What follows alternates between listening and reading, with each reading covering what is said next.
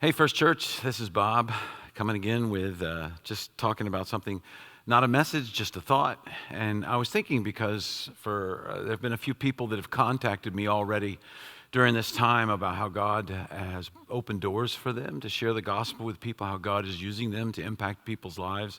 And it got me thinking about this salvation that we have and how important it is. And I'm reading from Colossians chapter 1. He says, "For this reason, since the day we heard about you, we have not stopped praying for you." And I hope this echoes for us too, that right now, this is a time where we can be praying for people, praying for our church, praying for people that we know, neighbors and loved ones, that God would be working, praying for our world, and that God would be glorifying himself and showing himself through all of this. And so he says, we haven't stopped praying. We continually ask God to fill you with the knowledge of his will through all wisdom and understanding that the Spirit gives, so that you may live a life worthy of the Lord and please him in every way, bearing fruit in every good work, growing in the knowledge of God, being strengthened with all power according to his glorious might, so that you may have great patience and endurance, and giving joyful thanks to the Father. And then he gets into this, he talks about the salvation. What are we giving thanks for? And he says, the Father, who has qualified you to share in the inheritance of his holy people in the kingdom of light, for he has rescued us from the dominion of darkness and brought us into the kingdom of his Son, of the Son he loves, in whom we have redemption, the forgiveness of sins. So he's telling them, he says, God has done something for you. In verse 12, he says he's qualified you. That word qualified is the word for made sufficient. God has made us sufficient for something. He's made us sufficient to be people who do good works and impact the lives of others, he says. He's made us sufficient to be strengthened with all power according to his glorious might, so that we will have endurance and we will have patience and we will be joyful. He says, I've qualified you. And he's going to talk three different ways that we have been qualified to share in his kingdom.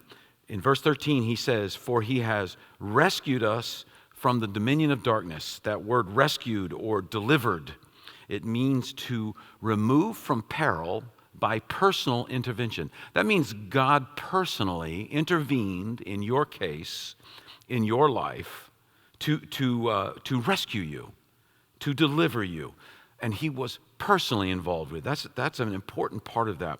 And then he says, and he brought us, some versions say he transferred us into the kingdom of the Son he loves. So transferred means, obviously, it means to be moved from one place to another.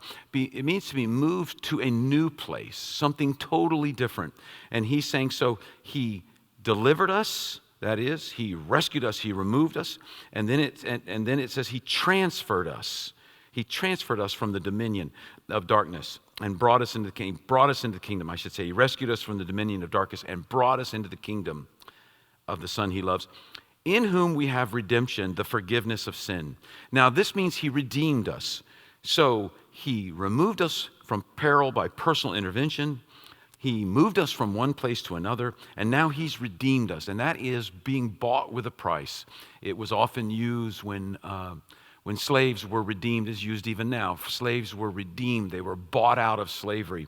And so God says, I've qualified you, and he tells us what's involved in this qualifying. What's involved in this is being rescued, being delivered. What's involved is being transferred, being brought out of one thing into another. What's involved is being redeemed. And this is that great personal price that Jesus Christ paid on the cross that he tells us in verse 13, where he says he's qualified us, and that means to be made sufficient. Jesus did that when he was on the cross. He delivered us, he transferred us, he redeemed us. Now, why did he do this? Well, that's what he explains to us in verses 10 and 11 beforehand. So that you may live a life worthy of the Lord and please him in every way, that you would bear fruit in good works, and that you would grow in the knowledge of God, that you would be strengthened with all the power according to his glorious might, so that you will have endurance and patience. And I think about that in this time, as things are going on around us. You know, in the history of pandemics, oftentimes when they start, everybody is very civic-minded and very community-oriented. But what happens is, as these things can grind on and people just face hardship and difficulties, Oftentimes, it can bring out the worst in us. And as Christians, we should be the people who have the endurance and the patience to live joyfully, to serve others, even in the worst of times. Why? Because God qualified us for this. And that qualifying involved being delivered, being transformed, transferred, and being redeemed. And so I would urge you and I would encourage you and praying and for Jose and I here at the church and praying for others that you would shine forth like a light, that you would have the endurance and the patience coupled with joy that others would see. And we're already hearing reports of this, and it's exciting to hear how God is working. So I encourage you, look for those opportunities in this time. Thanks for listening. Not a message, just a thought.